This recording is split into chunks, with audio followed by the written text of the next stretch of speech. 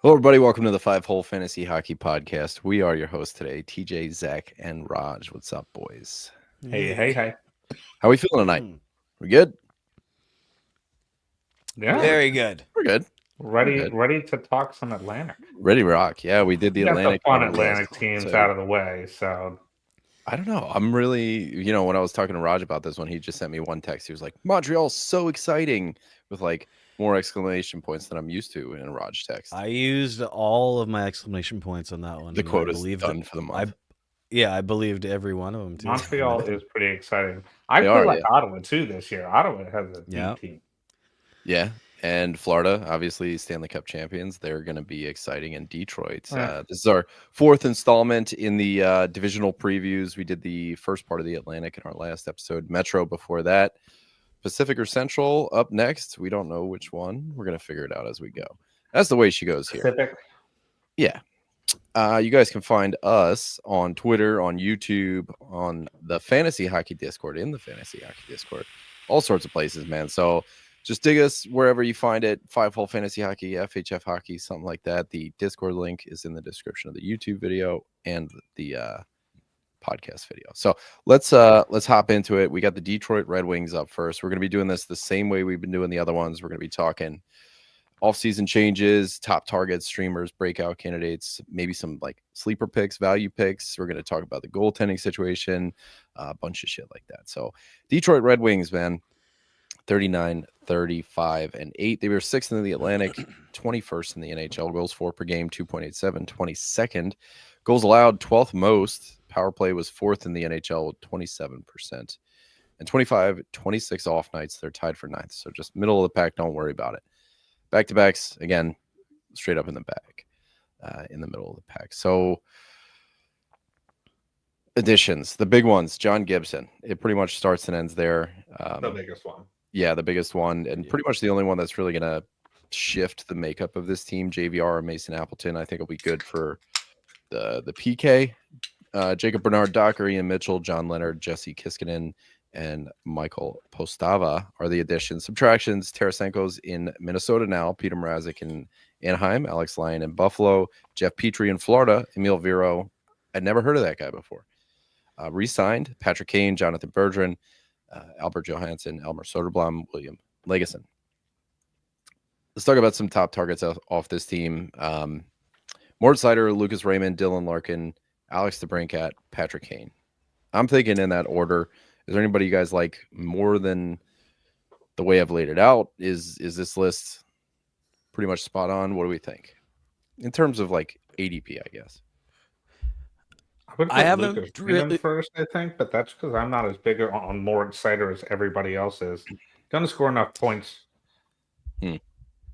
This list to me really is an ADP dependent list. I haven't looked at ours recently, but I think any one of these guys could be good at the right. Like I'm not taking Patrick Kane unless he's at a late round, right? But yeah. But he has been going in late rounds. That's one of the things I did notice. But Mo Sider, I really like in a Cats league, like you were saying, he doesn't score a ton of points. But yeah, I think at the right ADP, I really like that list, and we'll get into all of them, I'm sure. Here. You know what? That's something I wanted to bring up at the top of the show. Cats leagues. We are doing Cats leagues for our listener leagues this year. We're going to be putting out the updated tier list, so everybody that got promoted, relegated last year, you're going to find out on Monday what tier you're actually in going into this year. This year is going to be Cats leagues, so different from many of the other tiered fantasy hockey leagues. We switch from Cats to points every other year just to find out who the actual best fantasy hockey player is, not just the best points league player. So hop in the Discord if you want to, or join the Patreon. I think it's like $2 a month. All that money last year, I split it up amongst the boys, gave everything to the boys that were helping out last year. Alan, Jay, Maddie, sent them some coin. Usually we pick a charity and send it out, but I guess send it to the taxi squad. Love those boys. Love those boys. Yeah, so I just wanted to plug that real quick. So because I am self-admitted terrible at shilling and promoting our own stuff. So wanted to make sure I got that out there. Mo Seider, good in cast leagues, like you said, Zach. Is there any hope for him to like get? I mean, they were such a potent power play, and he got a ton of the power play share last year, but it just didn't really lead into dominant. Like his rookie year was fantastic points wise, but we just didn't see it last year. I mean, well, he got half his points on the power play. Yeah. I mean, he had a ton of power play assists. In all honesty, if he wasn't on that power play, shit, he'd had nothing. He'd have true enough. Something points. 24 out of 46. Yeah, but I mean, he had 20 power play assists, let alone. So I mean, don't get me wrong. If he's not getting those power play minutes, but he's definitely going to. I'm not saying he's not. But other than that, it's not like he scores a ton of points. Now, he does do great on hits and blocks, especially fantastic. Like tons of fucking hits. 2.5 hits per game over that, and over 2.2 blocks per game. If they get any better at offense and like give up defensive time, you can expect those numbers to go down. You're not hitting people when you have the puck. You're not blocking shots if you have the puck. So kind of hope that they stay at the bottom of the league, at least. Defensively, right? For like Mo Seider, if you want to get a multi-cat look. Muck here in the chat on YouTube is actually disagreeing. He's saying he might get a spot taken by Edmondson on the power play, which I'm a hard disagree on that. I'll be honest. I'm gonna also hard shut down. What is that? It sounds like a garbage disposal. Oh my god. Zach turned into like a death robot. You gotta unplug something and replug it back in. I'm gonna mute you with my God control, and then just bring it back in when you think maybe it's better. Something happened to your mic there. It sounds like R2D2 is getting thrown in a garbage disposal. I just took a couple of hits right before the show off my vape here, and that kind of tripped me out. Yeah, I thought I was getting like some of those New Jersey UAPs coming in my headphones here. All right, so Lucas Raymond, another maybe not like power play merchant, but like everybody on this team benefited from just the amount of power play touches they were getting. Raymond was different. He was good. And a lot of it had to do with his power play production. 37 power play points. Yes. Like he had a reasonable season just on the power play. 80 points. Like I've always liked Raymond. He came in hot and then he kind of dipped in his sophomore season a bit, and he's definitely coming back into his own. I like him. But I think the power play, I mean, you can see it. You can, if you look at their lineup right now, you can see there are 5 guys with points, and they all have 25 plus power play points. Yeah, and nobody else is in the double digits in power play points. So it's the only players who got more power play points than Lucas Raymond are Nikita Kucherov and Nathan MacKinnon. There's a 3-way tie with 37 power play points as Raymond has. That's Clayton Keller, which actually. That surprised the hell out of me. I'm learning right now. Wow. Martin Nietzsche, I get it. I get it. And Cale Makar, 35 power play points. So that's wild. Oh, I got to let Zach back in. How's it going? Are we good? You might have to unmute him. I did unmute him. Oh. Nah, we can't hear you, bud. It was something strange. Working? Yes. Yeah. He's back. It sounds human. I don't know what happened then before. Dude, I mean, it was so haunting. Like at first I was like, I have no idea what you're talking about. Is he moving his chair closer to the mic somehow? Like, is he up on the desk? Take a sip of coffee. Yo, it was something else. So we talked about Lucas Raymond. We talked about Mort Seider. Dylan Larkin has kind of settled into the player that we can expect. I'm not sure like anything is going to move up or down for him. In terms of like line mates, anything like that. I just think he's a pretty well-rounded player. Always been a big fan. Time on ice is pretty much topped out. I don't know. Any thoughts on Larkin there? I hope they don't put JVR on his line. Yeah, I got Larkin. Larkin shows up in my notes a few times here. Definitely. I like the player. Definitely like the player, but I've already said this about every single guy we've talked about, but it depends on the league because some leagues love Larkin and some like he's a great hockey player. He's a great real life hockey player, but realistically in fantasy, like he's a 70-point guy the last couple of years, you know? Like he's not great. He's good. The thing What's is, wrong like, with a 70-point guy who scored Yeah. 4 straight years of 30+ goals? That's 4 years in a row. That is All on good. That Detroit. isn't Like, great. that's though. fucking hard to do. yeah. See, That's last fantastic, year, but not hard to do doesn't count in fantasy. Like 70 points is 70 But points. fucking And sometimes goals he's one of those guys where sometimes people think about how much they would like to have him on their team as opposed to he's a 70-point center. last year he was over point per game. The year before that, right around an 81-point pace, 80-point pace the year before. So it seems like he took a little bit of a dip this year, and I can't really put my finger on it. Maybe it's just playing an 82-game season. The year prior, like 2 years ago, when he had an 81-point pace, it was just 7 more assists and 2 more goals. So he's kind of always like floating in that area. But like the year that always sticks out to me is 18-19. I'm like, oh my God, he's so close to 4 shots a game. And I really fell in love. 80 hits on top of that, a hit a game. It's just the value with Larkin always kind of like shifts to a different category year over year. So one year, like his power play points, like this year, 27. I think there's value to be had there. He's not as well rounded as he used to be. So thinking about Larkin in terms of like getting hits out of him and shots, like he's good at shots. The hits have pretty much disappeared. It's half hit a game. Face-off wins, though. If you're into that, he's really good.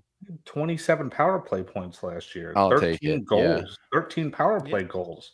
I don't understand. I'm serious. I don't understand the shade right now. There's no shade. I said he's a good player, but don't treat him like he's a great player. Like he's I fine. think maybe what you're saying is he's overvalued. In circles, like his ADP on the 5-hole leagues is 77, which I don't hate. But again, like that's pretty. You're at best you're paying for value. Like you're not gaining value, you're not losing value, but you're just kind of like where you should be. And in those rounds, like the 6-7 rounds, like that's where I like to try to make money instead of just being safe. And Larkin does feel kind of like a safe pick in those rounds, at least. Having said that, complete side note, that's the guy I want the Canucks to get. Okay. So would he? That's what I mean. Would he beat out EP40 for 1C? No. He would be the best 2C in the league, is what he would be. All right, remaining top targets on this team, Alex DeBrincat, Patrick Kane, they're pretty much part and parcel with who they are. I don't see anything, spectacular to talk about. Patrick Kane's getting old, which I guess is the only thing, like later on in the episode, I have a little bit about that. Do you guys have anything left on these guys before we move on to the secondary targets? Nah, I say we keep moving. All right. Well, I guess we're moving on to projected power play units and then secondary targets. Power play 1, that is... To me, that's locked and loaded. I don't see any movement there. Anybody on power play 2 that you think's moving? Raymond, Larkin, Kane, DeBrincat, Sider. Like this is a very clear-cut 1 and 2 power play, with PP2 being JVR, Comfer, Casper, Gustafsson, and Berger. See, that's who I would have. Like if Sider is going to lose power play 1, it'd be Gustafsson. He's got that Gostisbehere build. Yes. Keith Yandel, Tony DeAngelo, like power play or nothing, kind of. Yeah, and I mean the thing is, I don't think he needs like having like Sherratt there. He's going to eat up a ton of PK minutes, so I don't think Mo Sider is played hockey. Yeah, but I mean his purpose is PK. That's the only reason he's there, and to make it so Sider doesn't have to play on the PK every single second. So I think that means he's probably going to stay on that. I mean, you can look at the stats, right? Like they have 1 power play, the other one comes on for the last 5 seconds if there's a reason. Yeah, fair enough. All right, secondary targets: Marco Casper, and then the goalies: John Gibson, Cam Talbot. Zach, I see your question mark here kind of starts and ends with the goalie situation. Do you want to take her away on the question marks? Yeah, so my main question mark is, let's just bring up the fact that in the past 5 years, the Red Wings haven't had a goalie tandem or just as a team with a save percentage above 900. Can John Gibson, who, in my opinion, is feasibly a plus 900 goalie, can he kind of bring stability to that? Because, Ville Husso just wasn't cutting it, but then he leaves and, is playing okay. Is this going to be kind of John Gibson's downfall or just being on that team? Or is he going to bring stability to this team? See, I was really interested to see what John Gibson was going to be coming out of an Anaheim defense, but I just don't see how this defense is any better. You know what I mean? Like, out of the frying really pan into the fire kind of shit. Exactly. Yep. Yeah. Well, they have two real defensemen, and that's it, right? They got Sherratt. He's a defensive defenseman, and I'm including Sherratt in being one of the two defensemen. Like beyond that, it's a bunch of like, who's that? Who's that? Who's that? Like Jacob Bernard Docker isn't a huge upgrade over Anaheim, I don't think. But I mean, if you look at their goaltending guy. Oh, yeah, at best, yeah. But, I mean, they got Gibson and Talbot. They got a nice, steady goaltending tandem, right? Like, I wouldn't want to hang my hat on Talbot. 38 years old. Talbot's old, man. That's great. It's fine. He's a nice, steady, responsible second goalie. Like, it's not like they got to worry about that. Do you think that's how it is? It's Gibson, then Talbot, like 1A, 1B? Yeah. Yeah, I wouldn't give it a 1. I think it's 1 and 2. Yeah, for sure. Now I think it's more like a hot hand tandem. That's how I think they're going to play it. Like Talbot was kind of the guy last year. I don't know. I got it. My spider sense is disagreeing with you. I think it's going to be mainly Gibson. Yeah, I think so. All right. I mean, I can see it. If I had to put 32-year-old John Gibson in there, and then spell him with Cam Talbot, but that's just me. Maybe I'm wrong. I think that's the plan. I think Gibson is the plan, but that is a good thing where they do have Talbot, so it's not like they have to be all in on Gibson. But I think like it's always been like, what would Gibson be on like a real team? And if Detroit fashions themselves a real team, I don't. But I think they're kind of like they're gonna see what he can do at least. So I mean, if I had to put 1A behind somebody, because I do still think it's going to be a tandem, but I think it's going to be like a 51-49 split or 55, 45. I don't think we're getting into 60-40 split territory or like 65-35. I don't think it gets that drastic, but Talbot was decent last year. There was a really good run that Detroit was on early in the season too, where all the goalies were overperforming. And I think they're going to run that. Maybe look at like the Washington Capitals as a model, with Lindgren and Thompson, where it was 1 and 1 and 1 and 1. But if I had to put 1A on somebody, it would be Gibson. So I'm on board with you guys. It's just my ratio of like starts is a little bit more conservative than it seems like you guys are, because I'm pretty close to 50-50. Yeah, no, I'm more like I'd say percentage wise, I'm 60-40. Me too. I gotta agree with Raj on this one. All right. Okay, I don't think there's no wrong answer right now. Yeah, we'll see. I think that's so we can hold our head high, Rod. That's like every off-season episode can just be us coming on and just say, "Hey, we'll see," and then that's it. So it's like it's the best part about off-season episodes. And then, but I mean, that's we'll just clip. I'm just saying. We'll just clip the good parts that we get right, bring those back later in the articles, season. Kid. Exactly. Articles.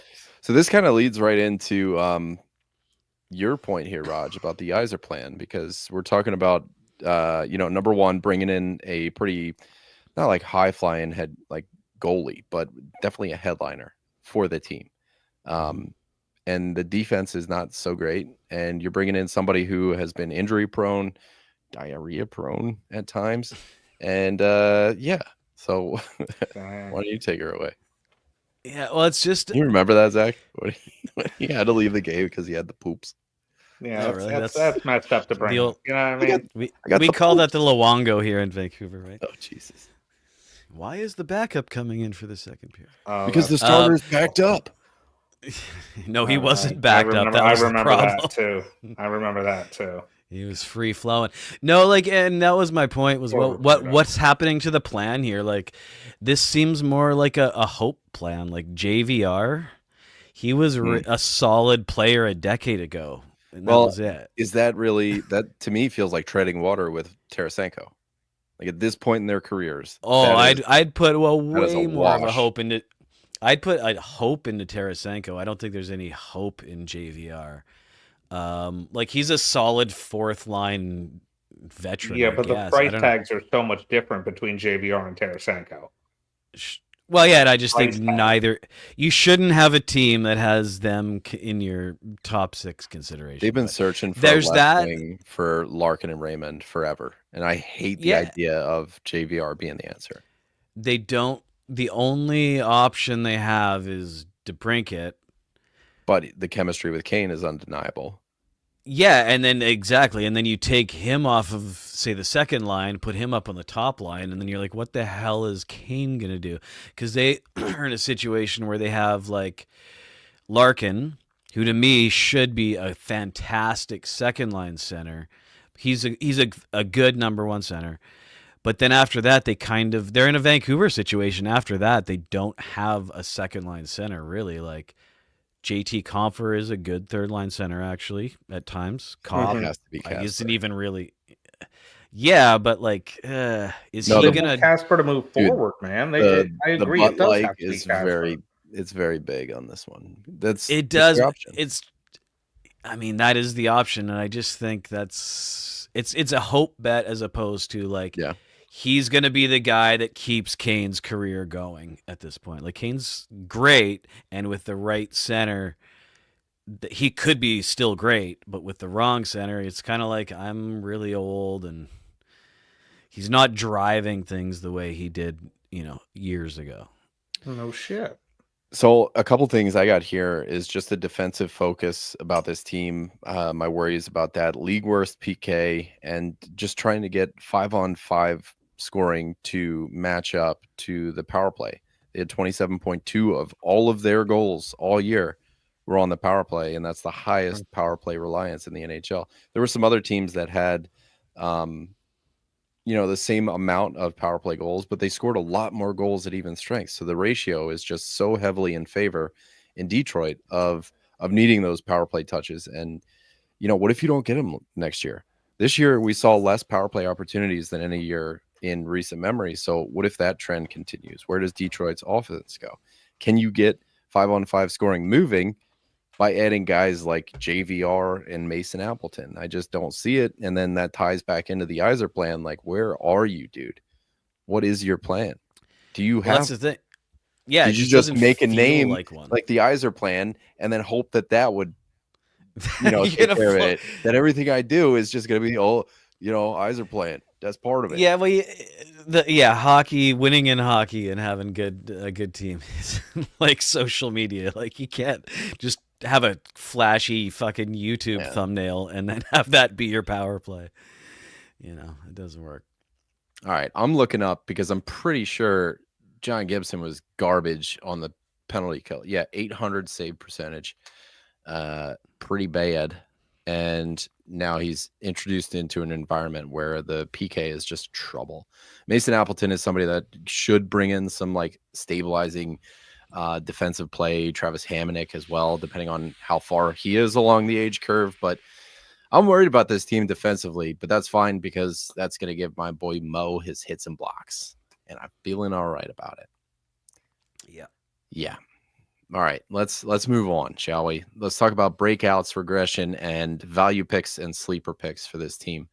I got Marco Kasper, and there's not a ton behind it other than who he's playing with. It seems like a very deployment-based idea. Last year, as a 21-year-old rookie, he had 37 points, 19 goals, 18 assists in 77 games. That's most by a Red Wings rookie since 21-22.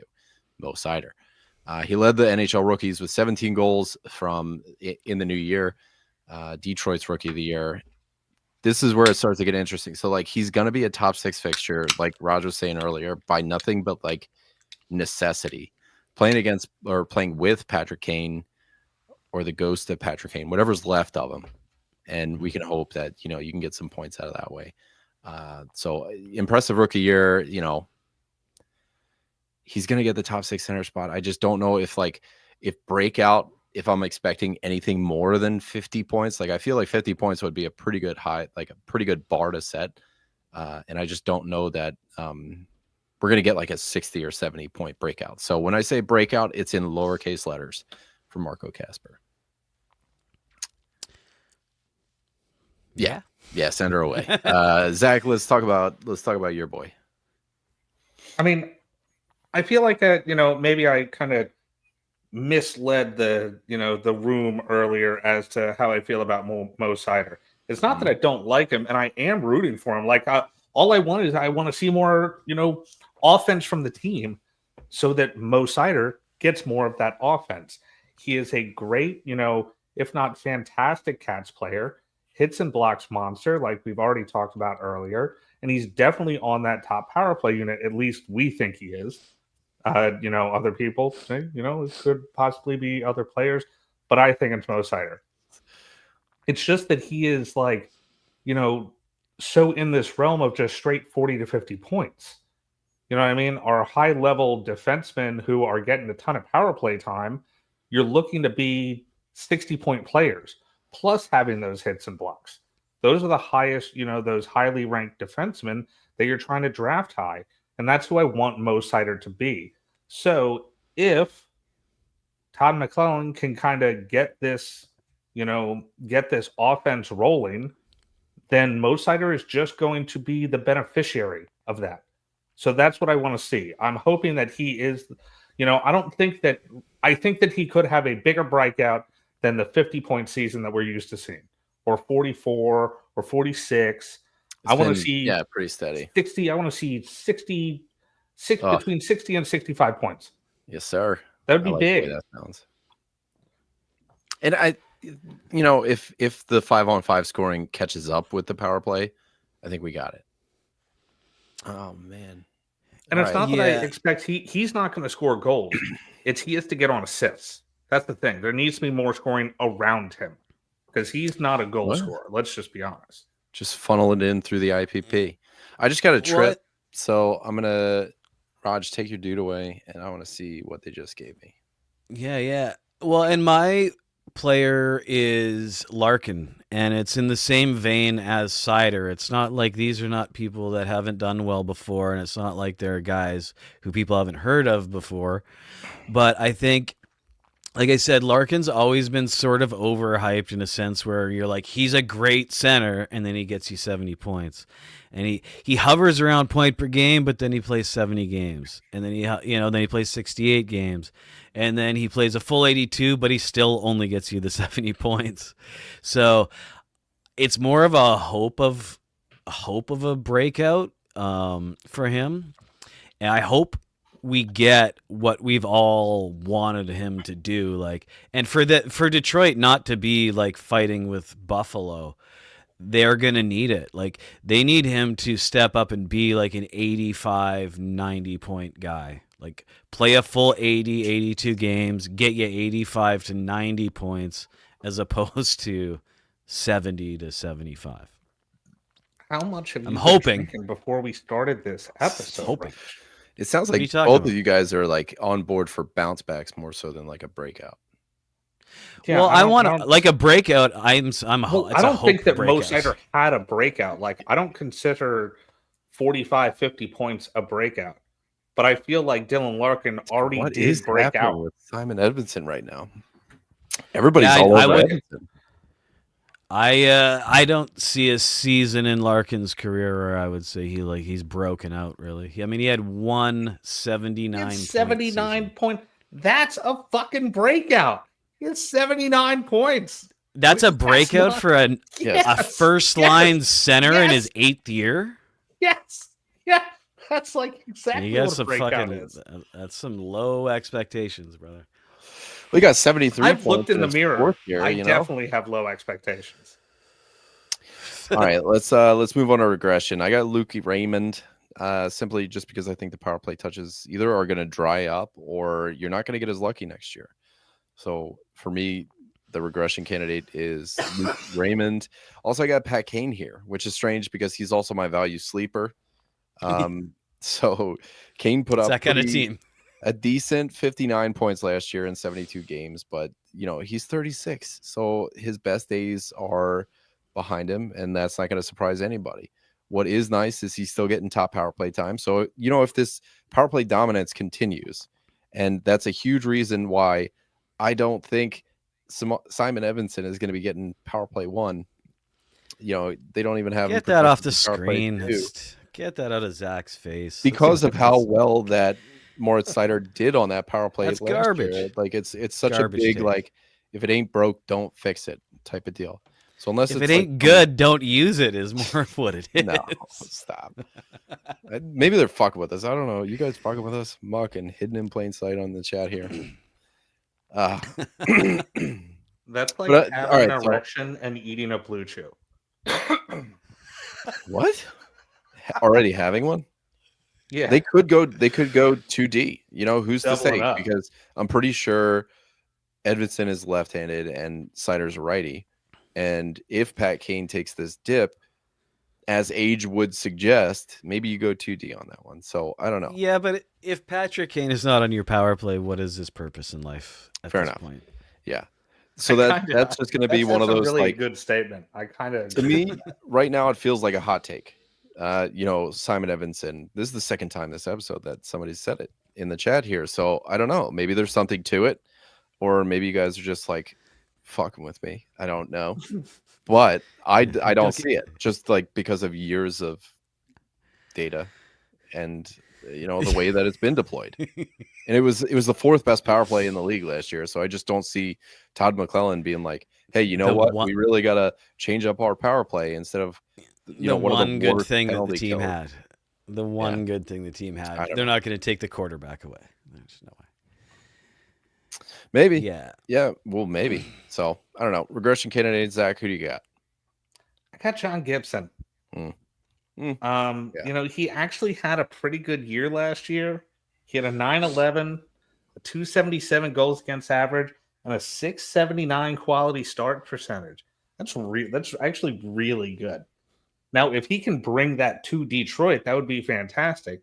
But as I said earlier, there hasn't been a single season where a goalie has had above 900 for Detroit in the last 5 seasons. So it just makes sense that he would be the regression candidate, because it would say, and I'm just going by history would tell me, being a history major as I was, history says John Gibson's going to regress. The battle of 2025, John Gibson versus Cam Talbot. I remember that one. No battle. Alexander Hamilton was there. It was the whole thing. The one thing is Gibson's not Aaron like Burr there too. Gibson's not coming from great defense, and now he's, oh my God, what do I do with shitty defense? Like, he knows how to play with shitty defense. This has been his whole career, so I'll give you at that. least he's got that going for him. Like, yeah, my regression, it's more of just a single stat, and I've got this on a couple of regression candidates, but it's DeBrincat's 39 goals. Like, he could do it again. We always remember... Well, you always think of him as a 40-goal scorer, but if you look at his career, he has a pattern. He scores 40 goals every 3 years, and in between, he scores 27 goals. So next year, 27 for sure. I'm calling it. It's like 100% scientific that he's going to get 27 goals, maybe 28 next year. But I think that's just one thing, that like 39 goals for DeBrincat on this team heavily like if Marco Kasper's your center, 39 goals is pretty great with the Marco Kasper center. So I definitely don't see him going higher than that, and I could definitely see calling 30 goals a great season for DeBrincat next year. I've never seen a more average player. Are you still on this Edmondson thing? Oh yeah, big time. Because everybody's like, oh, he's a better passer, he's better this, he's better that. Everybody's not saying that. There's 2 comments. Out of 2 people, dude. 2 out of 2, Even strength, he's doing all right. I'd love to see how. In case people haven't noticed, if you make a comment, TJ will remember it. If Jake or Luke see this, I'm sorry. Let's see how Sider's doing, because he's pretty good. Look at all that blue. Not a single red bar in sight. Love it. What is that, 95? Does that mean he's good? It's pretty good. I think that means he's good. Yeah. Yeah. I don't know. Maybe they're talking about like micro stats or something, like passes with pressure on a Tuesday. And I'm just like when everyone said Pionk was amazing. Pionk is amazing, and watch your fucking mouth. Excuse me. I like Pionk too. That's a little. Watch your mouth. That's a little underhanded. Them's fighting words here. Stick to the fucking script, Raj. All right. Okay. Decided. We're doing Central next, and Winnipeg is going to be one of the first teams. Roger, you're going to be on that show. Let's go. Let's talk about his. Let's do the next episode. We're already 36 minutes into this one. Goalie tandem. See, I didn't put percentages here Detroit because I forgot to update that Talbot bit. He did not play 19 games last year. Anyway, Gibson did play 29 games, which is probably why he had good save percentages and shit. I just wonder what he looked like if, like, so his injury played perfectly into Dostal being good, and then Dostal just started stealing starts, and now they have Peter Mrazek. So, like, they're worse because of it. But Talbot, there was, I swear to God, like, before the new year, Detroit's goalies were just overperforming to such a wild extent, and I think that carries a lot of Gibson's stats or Talbot's stats into the year. So I wonder if there'd be a pretty solid season split when it comes to Talbot, what his first half looked like versus the second half. But not bad stats from either of these guys. Both positive goals saved above average, goals allowed average under 3, plus 900 save percentages on both. I don't know, boys. I think it's going to be 50-50, and we'll check up on this one, I don't know, halfway into the season, see how it's going. Because I'll remember. Right. Yeah, send her away. Let's talk about the Senators, eh?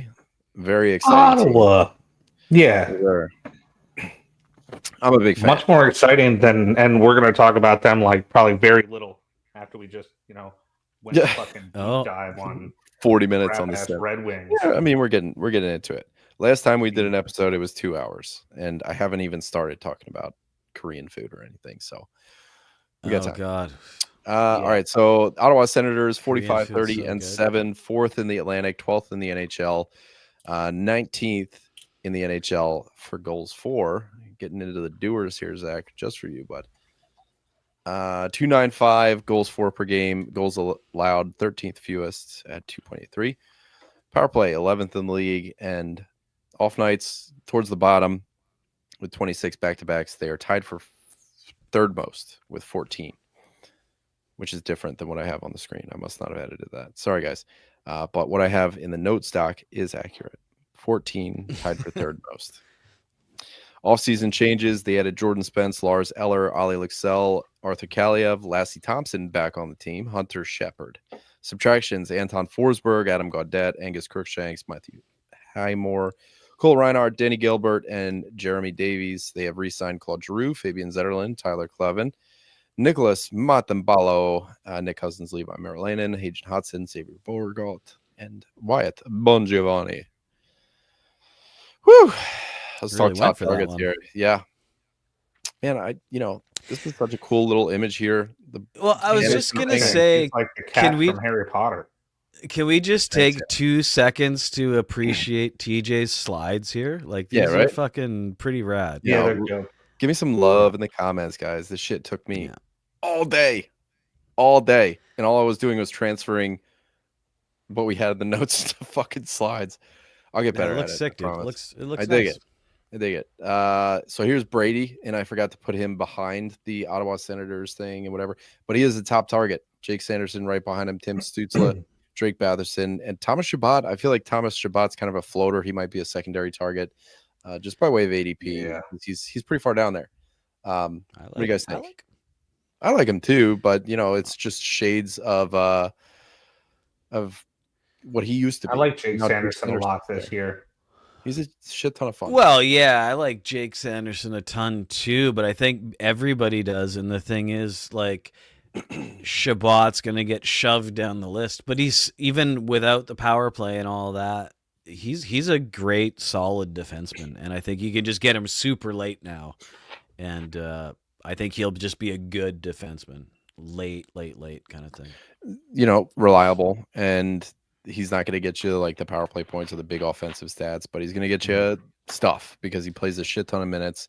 Not as much as he used to, because you're starting to have like second and third waves of reinforcements coming in, but he's out there. He's getting stuff. So he'll do something. It's like his ADP right now is 120s, 130s.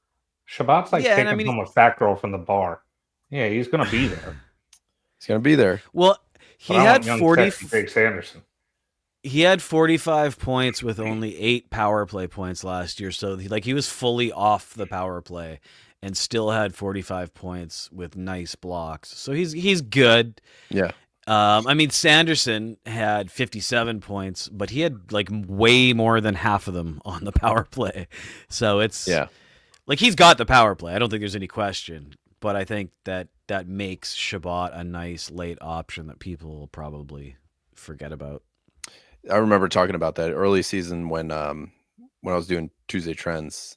Jake Sanderson came up, and it was like, dude, he's leaning heavy on that power play, and it seemed to, as unsustainable as it might have been 8 weeks into the season, he did it for 26 weeks. So unsustainable. You can do it for a whole year.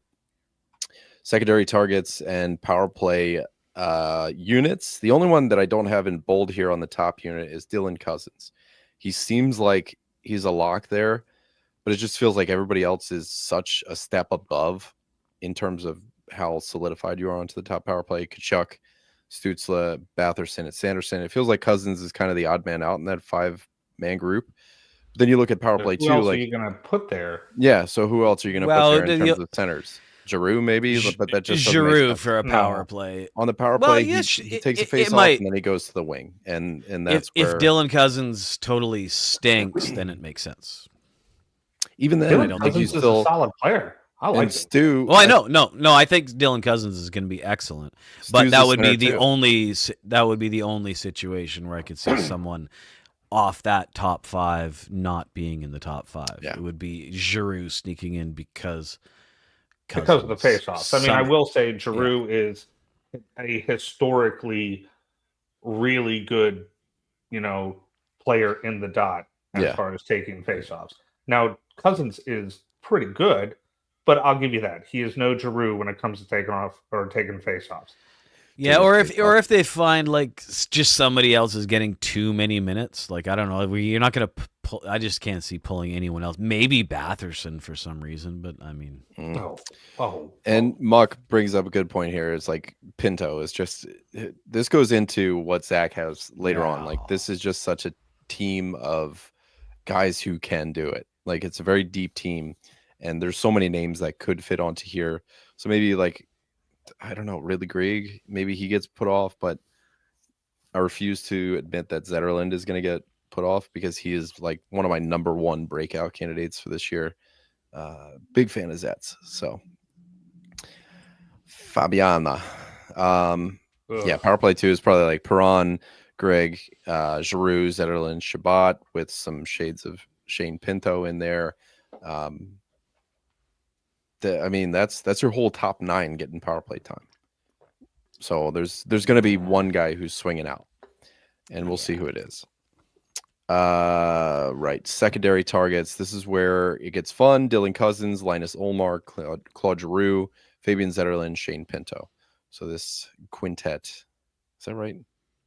Yeah, quartet is 4. So quintet of players. That's who I got in my secondary targets. And I got so much on Zetterlund. I'm such a big fan of this fucking guy. Love his I don't know hits. why? And because he's going to be a top 6 fixture, and he hits and he shoots, and his expected goals for percentage numbers are really good, both in San Jose and in the short amount of time that he was in Ottawa. They produced the best line that Ottawa had all year by way of He didn't expected goals score for shit for percentage. points. And how many points did he score in the playoffs? Not How many? enough. Not enough. Probably around the same as everybody else on the team. How many Zero. leagues include the Zero. playoffs The in your answer is- fucking The pool? answer is zero. Zero. He scored 0 points in the playoffs. And how did that affect your fantasy? That's not even here in the question marks. Like, how many playoff points did people? I don't see it. Do you have a special slide, Zach? I don't know. I don't see it. I have him under storylines. Question marks and storylines here. Merrilainen with the sophomore lap did really, really well while Ullmark was hurt 8-3-1 with 3 shutouts, which is, number one, not repeatable in terms of like pacing out a full season, but just impressive as fuck. So looks really good. There's no way you're going to be able to back those stats up as a full season as a backup. So, just temper your expectations. He is still a good spot start. This is still a good team, good defense. But I think Linus Ullmark, if he's healthy, we've got him entrenched as the starter. And I wonder what like a sophomore year looks for somebody like Merrilainen. If he can pull, like, we saw a lot of like really young goalies come out of the woodwork last year. Dobesh, Tarasov, even Dostal, a lot of guys just coming out of the woodwork. Merrilainen fits right in. I wonder what it looks like, Arthur Kaliev, this is like his 4th team now. I'm pretty sure he was on the Rangers, and then obviously the Kings before that. But here in the Ottawa Senators, I just don't know if he's going to get a shake. The top 9 looks pretty solidified, like Ridley Gregg, Shane Pinto, Claude Giroux is your 3rd line. Then you got Cousins, Eller, and Amadio as your 4th line. Maybe Kaliev gets some play, but honestly, this feels like last call. He might be in Russia next year or in Europe or something. So we'll see. Agreed. All right, Zach, what do you think, buddy? This is we were teasing this one a little earlier. As far as what? You're doing question marks? Deep team. The question marks, yeah. Yeah, well, I mean that's really what I put is that on paper they have an incredibly deep roster. Like from, first line to 4th line, they have pretty solid players. I love Lars Eller as a 4th liner, and Nick Cousins and Amadio. But just up and down, it's not like they have super big superstars. Now, don't get me wrong, I love me some Kachuk, and especially, I love Tim Stützle. But, it's not like they have these, they're not top heavy. So they're able to spread out their money and have a really deep roster. And that's why I really like the Senators. They were actually good in the playoffs, dude. I was just looking at their goals for percentage. They had a better goals for percentage than Edmonton. That's great. Fabian Zetterlund had none. In the regular season, they're towards the bottom. They're right up there with like Detroit, Montreal, Philadelphia, Seattle Kraken, for love of God. Their goals for percentage was not great. A whopping 5 points in the 20 games that he did play. Yeah, 10 of them were on the top line, and they had a stellar expected goals for percentage. So as soon as those expected goals turn into actual goals, I think Zetterlund's going to be top notch. I'll get to Zetterlund. All right, I'll get there. Me too. I promise. I'm going to win. I'm going to win. We'll take a poll. There is no argument that you don't ever win, TJ. Believe me, I've learned that over the years. It's true. I'm pretty good at it. Usually because I just give up. But I'll stick to my thoughts. Yeah, just relentless. He controls the slides. So. Yeah, I'll make a new slide right now, motherfucker. You're inevitable. What do you got on question marks here, Raj?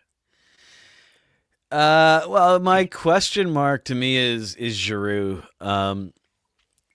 He's like I love Giroux. I think he's excellent. Like he can actually play any forward position. He can sit in on the top PP if he needs to. He's just kind of at that stage where he's just useful, or is he just done? Like he's kind of at that age right now. And if you look at his, it's not a case of like, is he getting old and he's not like able to play anymore? He's played 82, 82, 81 in the last 3 seasons. So he plays, but his points have gone 79, 64, 50. So time on ice is the same. Games played are the same, and the points are declining at like more than 10 a year. So Yeah. If that continues, or if he's even a 50-point guy, that's not good. But I do feel like he's also the kind of guy who might, in the right situation, just pull a Pavelski and just be like a 65-point guy till he's like 40. Yeah, he threw that 102-point season in the middle of nowhere too. So he's got that like, boom potential. He's really good. Like he's really good, and he's really well-rounded, and he is kind of like dad. Yeah, on the team, so like he's good to have around. Blah blah blah. See that's the thing is like is it time for the old heads on this team? There's not many of them. There's like Cousins, Giroux, and that kind of like is it Lars Eller now. Well, is it time for let the kids go? Well, just looking at that top power play, right? Like it looks like a good solid top 5, but if anybody falters, Giroux will be the guy. How is Cousins an old guy? Oh, I thought you were saying Dylan Cousins. Oh no, Nick Cousins. Sorry, yeah, that. Oh, okay. I was gonna say, Dylan Cousins is not an old guy. What in the world? I forgot that they had 2 cousins, just spelled differently. Okay. I mean, most people do have 2 cousins. But that's the thing. Like that to me, that's my question mark. Is Giroux going to be more of like a Pavelski, where he's like super useful in your Fabian Zetterline? All right. So one of my storylines is just about the young kids. Brady Tkachuk already kind of like established as a power forward, led all NHL forwards with 4.11 shots on goal per game, and had the 4th most high danger shots in the NHL last season. So he's good. Sens are a fast team, ranked 6th in the league with NHL edge data, 20 plus mile per hour skating bursts, 5th in 22 mile per hour skating bursts. They're just a fast team, like to play fast. And they brought in Jordan Spence, who was kind of a very dark horse for power play time last year, but Brant Clark took it. Only 28 points, but his goals for percentage is fantastic at 5-on-5 with LA. They brought in Lars Eller, just some veteran leadership. You already have Giroux there. And I'm just wondering, like, can Ottawa convert all of the underlying stats into overlying results? Because everything looks good under the hood. It's just you have this fucking massive engine on an 88 Rusty Datsun, and you really need to start bringing it together, get a paint job, start to make it look good. And I'm wondering if, after tasting the playoffs, if they can make it translate this year. So go ahead, talk shit on my Fabio. All right, go ahead. I see it. I'm gonna delete it. Actually, hold on, real quick. Don't delete it. Don't delete it. What are you doing? Don't delete it. For those listening, we share a notes document, so I just deleted it. Raj, your turn. No, I'm just kidding. Go for it. Okay, so settling. I said most of the things like about like his scoring woes, but apart from having Bay Harbor Butcher vibes, can he actually work himself into a top role in Ottawa? You seem to think yes, but as far as what I saw as points wise, he didn't. 5 points in 20 games is not why they brought him there. 0 points in the playoffs when you're telling me they had no problem scoring in the playoffs. 0 points doesn't do it for me. I like Shane Pinto better, but that's just me. I think that Shane Pinto has a brighter future than Fabian Zetterlund. But yeah, dude, he looks like Dexter Jr. Yeah. No, the underbite. No, dude. Yeah, I don't.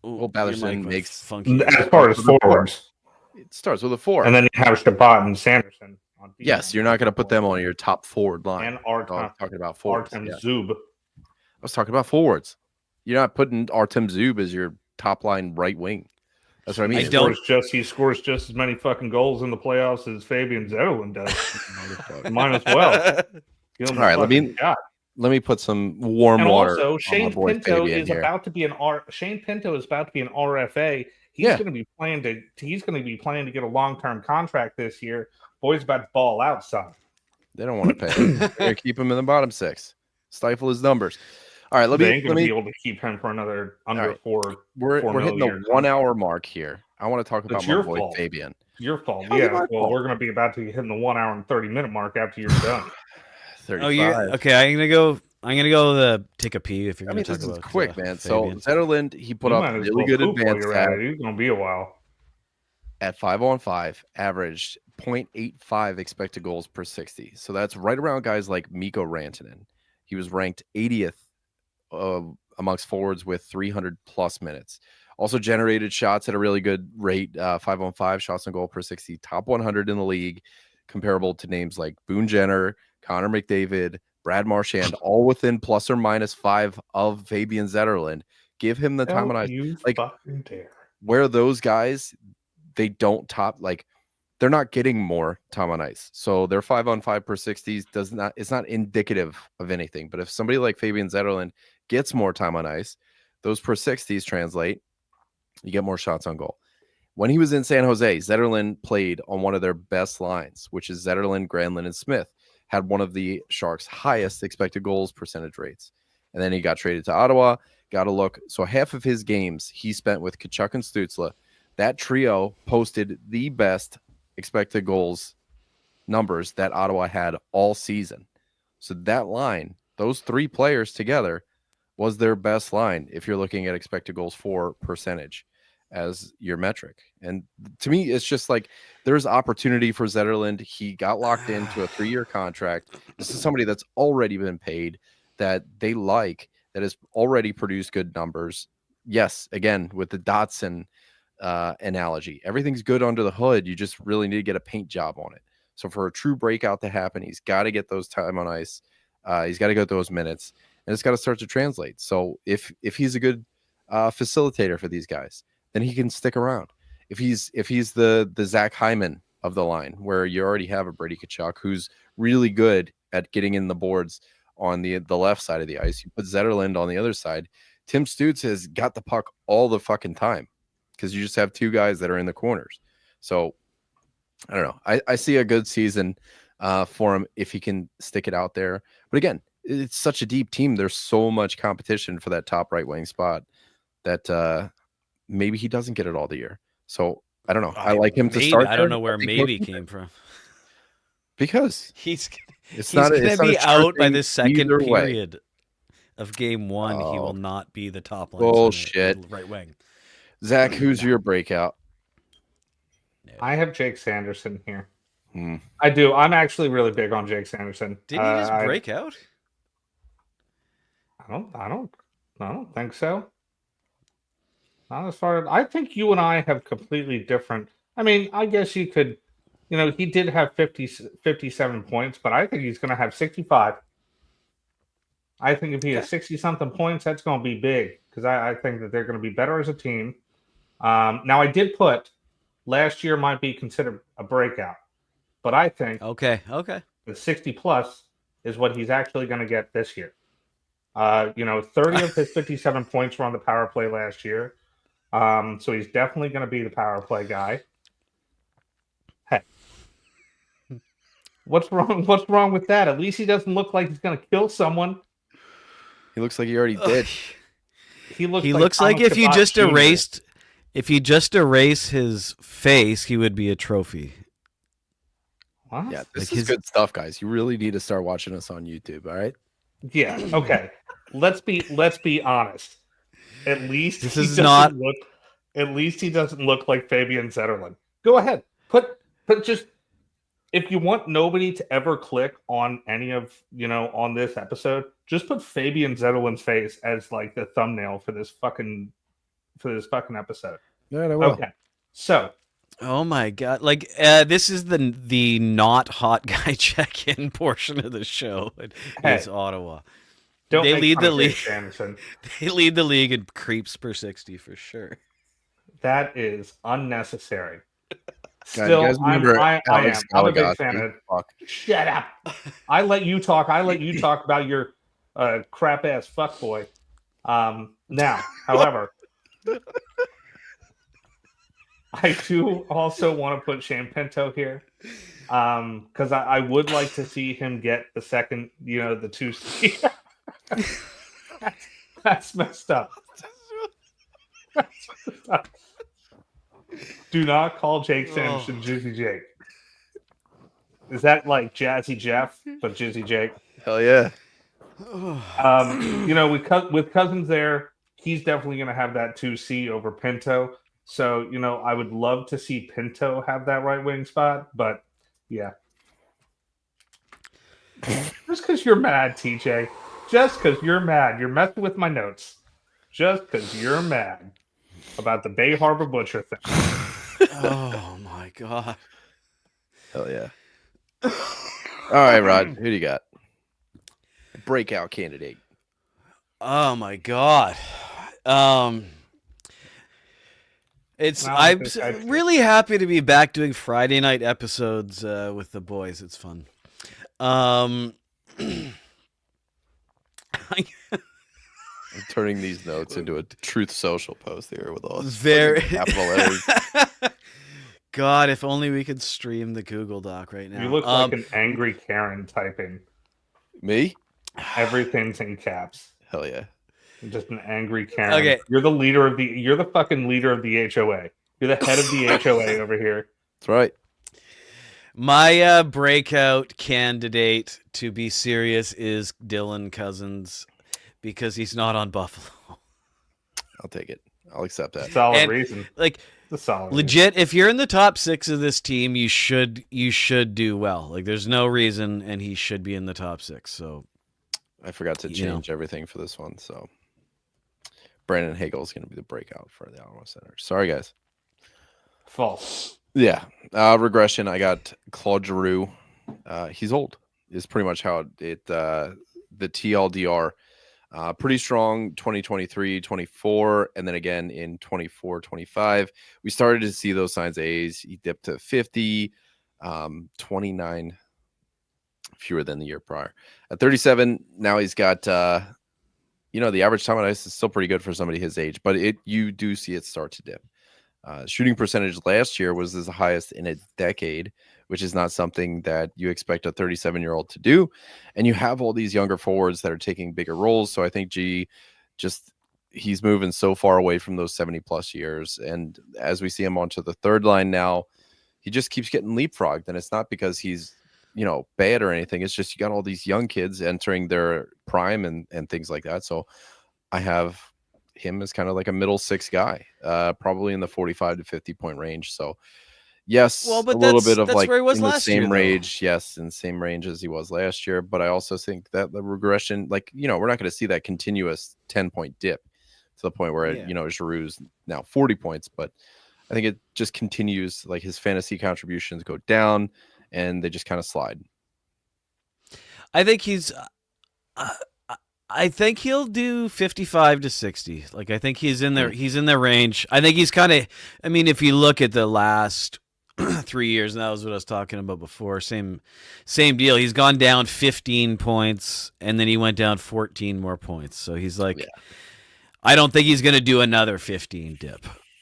But I don't think that's what you're saying either. So I think he's gonna he's gonna sustain where he's regressed to, as far as I think. I think the time on ice slides too. So I think the points in tandem with that. But he's one thing that'll definitely happen is there's gonna be no bullshit time on ice. Like, he's only gonna get the proper time on ice. Yeah, he won't be the overworked guy if that ever happens. Zach, what do you think, bud?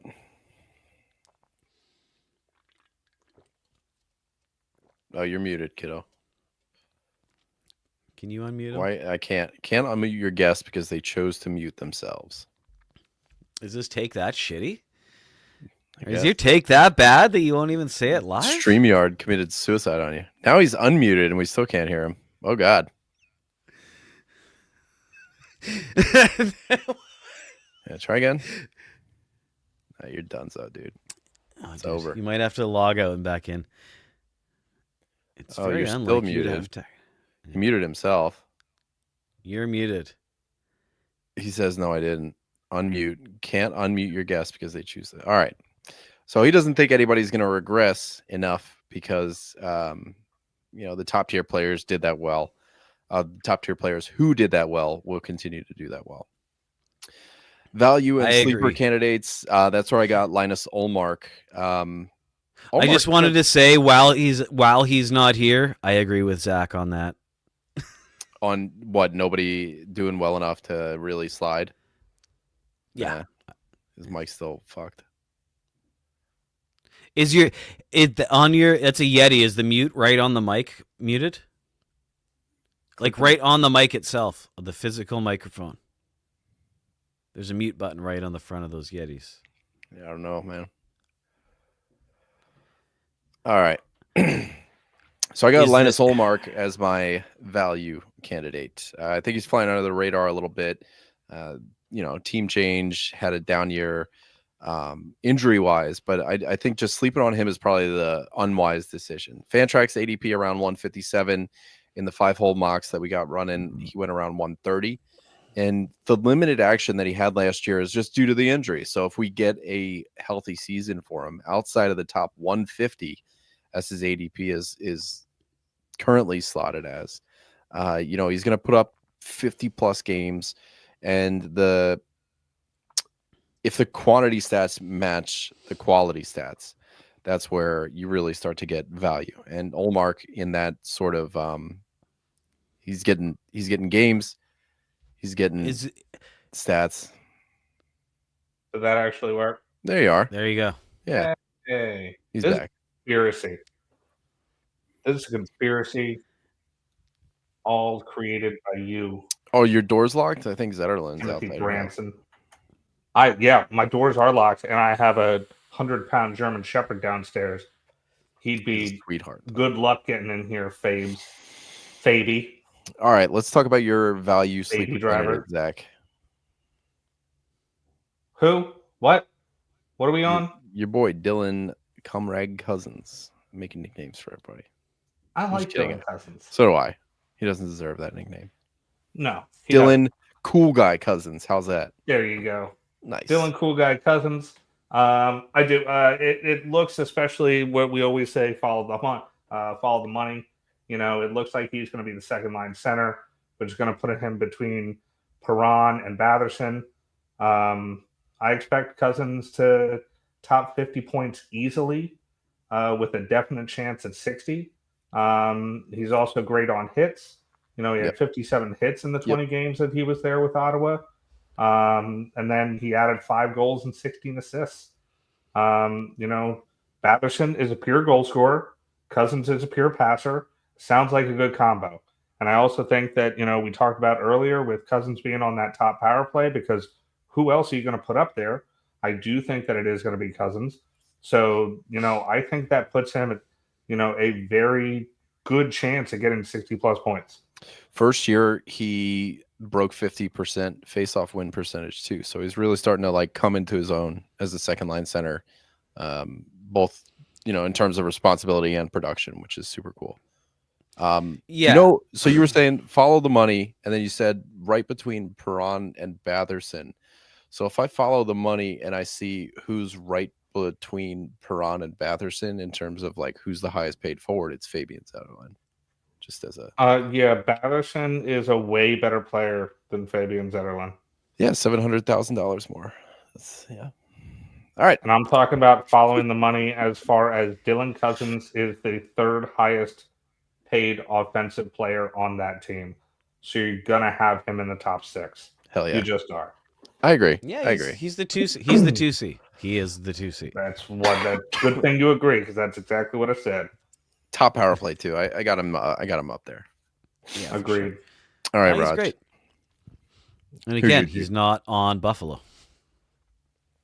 That helps. My sleeper value would have been Cousins as well, but the other guy I would say in terms of more of a streamer or like your last pick, like Perron.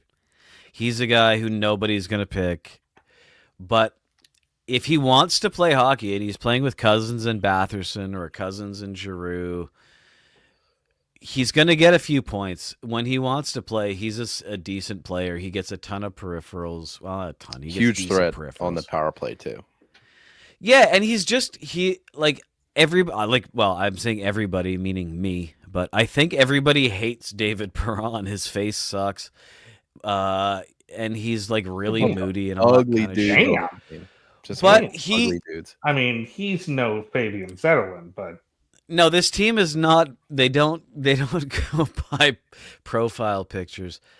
But no, he's just a guy in terms of like value picks. I don't hear anybody out there going like I gotta get David Perron. You could probably grab him in a pinch, and he's gonna be on a top 6 probably most of the time. Another one of those guys where it's like if he's not in the top 6, why is he there? And that's a good top 6 to be any part of. And I hate to say you're going to get points just by being there, but really he's a good player and he's going to be on a great top 6. So, yeah. Moving on to the goalie situation, you got Olmark, you got Marilainen. I got him down for 65-35. I don't know if you guys are on board with that. As long as health kind of stays true for Linus Olmark, I think we're going to get a 65-35 split. Anton Forsberg's out of the picture, so you got Linus and Levi. That's what your tandem looks like, and I'm pretty sure it's like volume starter backup. So I think Olmark will probably wind up with 50 games, and Marilainen gets 32. So pretty close to 60-40. Yeah, I'm gonna 1,000% agree there. I ran out of time, so I didn't do top prospects for the rest of the teams here. But Carter Yukemchuk, Logan Hensler, Stephen Halliday, Jorian Donovan, top prospects for the Ottawa Senators. Yukemchuk, hoping we can see him in like 25-26. Dominated in junior for the Calgary Hitmen. If he turns pro this year, maybe we'll see some NHL time. But the rest of the guys, we're waiting on a little bit. All right, Montreal boys. Big year for them. For my money, I'm betting that the Canadiens slide a bit down next year. I just think there was a lot of redlining stats.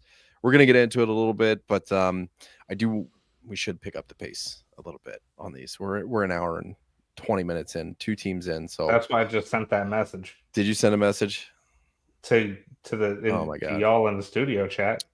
Yeah, what do you think? I don't want to split it into 2, I feel you. It's just going to be the only reason I said that because it is.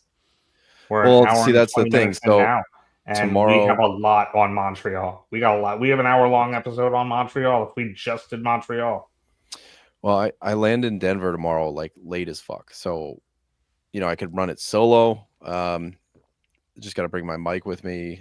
Let me see. Can you read these stats? We'll at least start off Montreal. I want to check my schedule in terms of what I look like on Sunday, maybe. Yeah, sure. I got you. Okay, so with Montreal last year, they had a 40-31-11 record. They were 5th in the Atlantic, 17th overall in the NHL. Calgary did have a better record, but did not make the playoffs because of the Western Conference.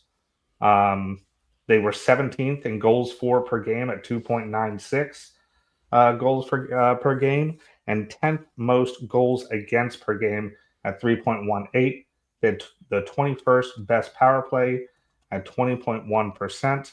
And this year they are tied for the second fewest off nights, which is not great, with 21, and tied for the most back-to-backs with 16. As far as off-season changes, additions, you're looking at Noah Dobson, Zach Bolduc, Kaapo Kähkönen, Mark DeGaiso, Alex Belzile, Sammy Blais, and Nate Klerman. Subtractions, you're looking at Christian Dvorak, Joel Armia, David Savard, Emil Heineman, Logan Malua, Kanan Mayu. Primo, Mayu, sorry, Michael Pizzetta, Raphael Harvey Pinard, and Connor Hughes. And then they re-signed William Trudeau and Sean Farrell. So I looked at my schedule for Sunday. If we did it like crazy early, I could do it. I leave Denver probably at like, I don't know, 11:30. I don't know if Denver's Mountain Time or Central Time, but so I guess that would be like noon for you guys. But it'd have to be tight as shit because I don't get to Nashville. So I do Denver to Charlotte, Charlotte to Nashville, get to Nashville at like 9:30, probably to the hotel by 10:30. I just don't want to have to run through, Montreal. Yeah, I don't want a lot of notes on. That's why I'm saying that we got a lot of stuff on Montreal. Hate to less on. Don't get me wrong, less on Florida just because they're so freaking good. There's just kind of a little bit less to say about them. Right. But we do have a lot of stuff on Montreal. I'd hate to just kind of fade them a little bit when. Can we do you want to do those two on Sunday? Sunday can work for me. It's just got to be early. How early? And as we figure out the logistics of this live on air, I just want to say to the listeners, we're doing this also for you guys because phoning it in is what we would have to do. We'd have to burn through these last two teams and kind of take shortcuts and stuff. So it is midnight. And also Friday night. 2.5 hour episodes makes it hard on everybody, including you guys. Yeah. So I think that is probably the wisest, unless you guys can go like shitty late tomorrow night. I can go super late tomorrow. Denver. And that's because you are on a way back time zone. Fucking Jake's way back. So I probably won't. I'll probably you said 10 p.m. tomorrow, Raj. I might be able to do that. Yeah, I'll stay in touch, but we'll find out from this is the second time this happens when we get the top line together. We just start fucking riffing, talking about Bay Harbor Butcher and all this Jizzy J. I just call him like I see him, dude. Just call him like I see him. Ottawa is an ugly ass team. Like, I mean, Giroux is definitely the best looking person on the team. Without have you ever been to Ottawa? Handsome. I mean, Thomas Chabot's good. Thomas Chabot's a good looking guy.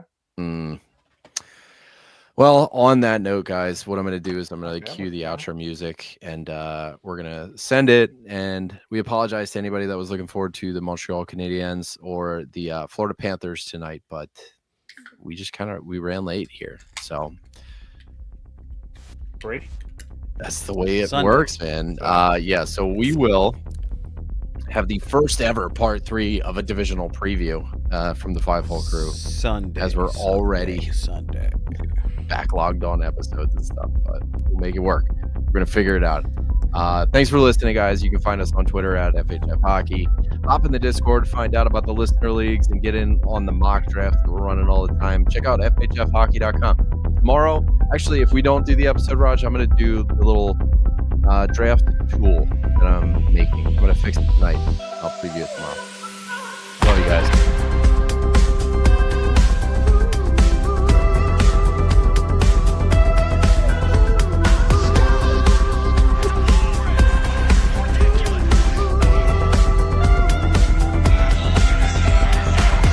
Love you, bye.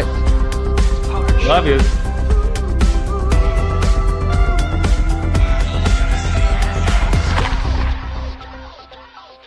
Adios, turd nuggets.